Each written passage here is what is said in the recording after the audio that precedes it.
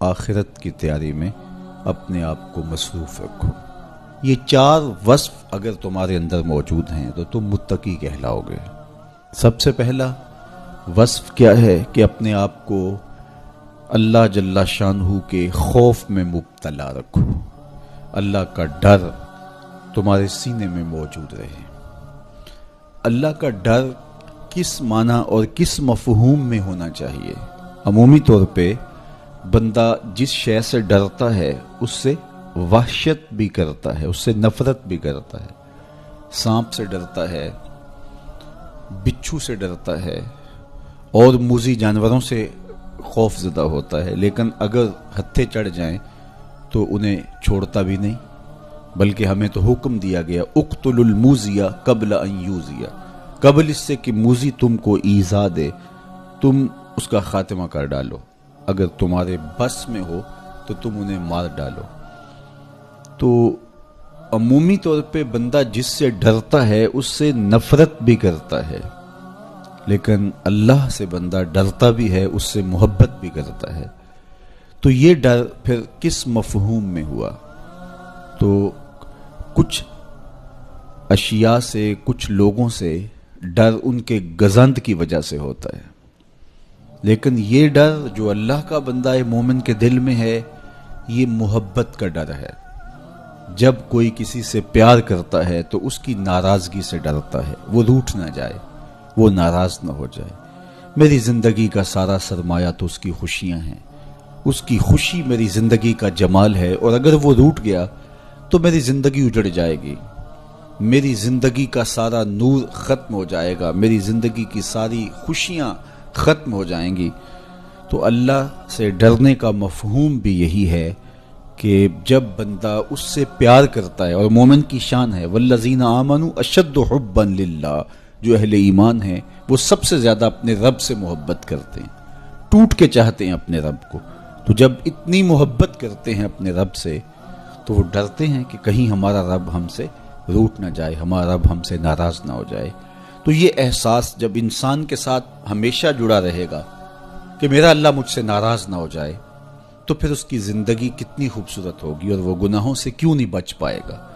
تو سیدنا علی المرتضیٰ رضی اللہ تعالیٰ عنہ فرماتے ہیں کہ تقوی یہ ہے کہ تمہارے دل میں اللہ کا خوف بیٹھا رہے اور اس کی ناراضگی سے تم ڈرتے رہو، اور یہ احساس تمہاری زندگی میں جمال اور خوبصورتی پیدا کرے گا۔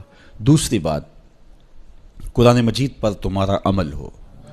جب کتاب اللہ تمہاری رہنما بن جائے اور تم اپنی زندگی کے سارے عمل کتاب اللہ کی بتائی ہوئی تعلیمات کے مطابق کرو گے تو پھر اس کا عملی نتیجہ تو خوبصورت ہوگا۔ جب تھیوری اچھی ہوگی تو پریکٹیکل بھی اچھا آئے گا۔ جب تم قرآن کے بتائے ہوئے طریقے کے مطابق زندگی بسر کرو گے تو کیسے نہیں ہوگا کہ تمہاری زندگی خوبصورت زندگی ہوگی اور تم کامیاب اور بامراد اور خوش نصیب شخص قرار پاؤ گے۔ اس لیے قرآن مجید پہ عمل اپنی زندگی میں لازم کر لو۔ یہ تمہارے رب نے تمہارے نام رسول کریم صلی اللہ علیہ وآلہ وسلم کی وساطت سے ایک پیغام بھیجا ہے، مکمل ضابطہ حیات ہے، دستور زندگی ہے۔ اس کتاب سے وابستگی، دل بستگی، تعلق کی خاطر تمہیں کبھی رسوا نہیں ہونے دے گا، تمہیں کبھی بے مراد نہیں ہونے دے گا، تمہیں کبھی نقصان میں نہیں پڑنے دے گا، تمہیں ناکام نہیں ہونے دے گا۔ تم ہمیشہ سرخرو ہوگے، کامیاب ہو جاؤ گے، بامراد رہو گے، عزتیں اور وقار تمہارا مقسوم ہوگا اگر اس کتاب کے ساتھ تمہارا تعلق مضبوط ہوا۔ تیسری بات، جو تمہیں میسر ہو اس پر قناعت کرو۔ میسر پر قناعت کرنے کی عادت بن جائے تو زندگی کی تلخیاں ختم ہو جاتی ہیں۔ عمومی طور پہ ہمیں اتنا کچھ اللہ نے عطا کیا ہوا ہوتا ہے، لیکن اس کے باوجود ہم سکون میں نہیں ہوتے، اس لیے کہ ہم ایک ہدف طے کرتے ہیں اور اس کی طرف ہم بڑھتے ہیں۔ تو میسر کا جو سرور ہے، میسر کا جو لطف ہے، اس کو حاصل کرنے کی بجائے جو میسر نہیں ہے اس کی تگ و تاز کے اندر ہم اپنے آپ کو پگھلا رہے ہوتے ہیں۔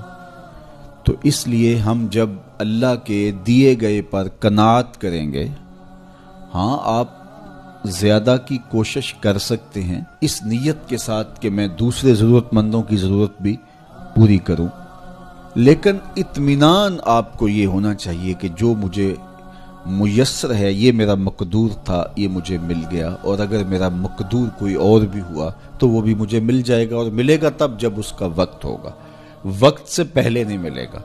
جب ہم اپنے مقدور کو وقت سے پہلے حاصل کرنے کی کوشش کرتے ہیں تو پھر زندگی میں تلخی بھر جاتی ہے، ہم بے چین ہو جاتے ہیں کہ وہ مل کیوں نہیں رہا، میاں وہ کیسے ملے، اس کے ملنے کا بھی وقت ہی نہیں آیا ہے۔ تو ہم ایک اضطراب میں مبتلا ہو جاتے ہیں، بے چین ہو جاتے ہیں۔ اور اگر ہم یہ یقین کر لیں کہ ہمارے مقدور کا ہمیں جب وقت ہوگا تو ضرور ملے گا، تو پھر زندگی کے اندر ایک طمانینت پیدا ہو جائے گی۔ تو جو تھوڑا میسر ہے، جو زیادہ میسر ہے، اس پر ہم مطمئن ہونے کی عادت پیدا کر لیں۔ سیدنا علی المرتضیٰ رضی اللہ تعالی عنہ سے ہی مروی حضور کا ایک فرمان ہے، جو اللہ کے دیے گئے تھوڑے رزق پہ راضی ہو گیا، اللہ اس کے تھوڑے عملوں پہ راضی ہو جائے گا۔ تو قناعت کا جوہر نصیب ہو جائے تو پھر زندگی سوکھی بھی ہو جاتی ہے اور تقوی کی دولت بھی نصیب ہو جاتی ہے۔ چوتھی چیز سیدنا علی المرتضیٰ رضی اللہ تعالیٰ عنہ فرماتے ہیں، یہ ہے کہ تم آخرت کی تیاری میں لگے رہو۔ تمہارا جب ہدف وہ ہے کہ میں ایک دن اللہ کے حضور پیش ہونا ہے اور اپنے سارے اعمال کی جواب دہی اور سارے اعمال کا حساب میں نے اس کے حضور پیش کرنا ہے، تو پھر تم پھونک پھونک کے قدم رکھو گے، حزم و احتیاط سے زندگی گزارو گے، اور تقوی نام ہی حزم و احتیاط کا ہے۔ تقوی نام ہی زندگی کو منظم اور مرتب کر کے اللہ کے حکموں کو بجا لانے کا ہے۔ حضرت شیخ احمد شیخ مجدد الفسانی علیہ رحمہ فرماتے ہیں کہ تقوی دو چیزوں سے عبارت ہے، ایک اللہ کے حکموں کو بجا لانا، اور ایک اللہ کی منع کردہ چیزوں سے اجتناب کرنا۔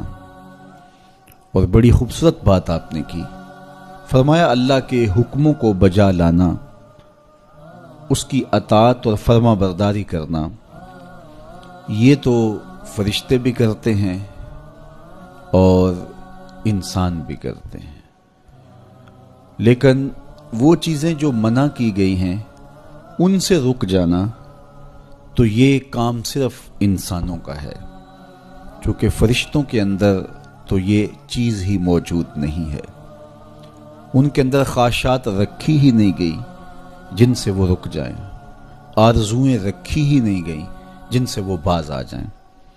تو وہ تو اللہ کی عبادت کرتے ہیں، ذکر و فکر میں لگے ہیں، طاعت اور فرما برداری میں لگے ہیں، اور ان امور سے رکنے کا ان کا باب ہی نہیں ہے، تو یہ حضرت انسان کا کام ہے کہ وہ ان امور سے منع ہو جائے جن امور سے ان کے رب نے انہیں منع کیا ہے۔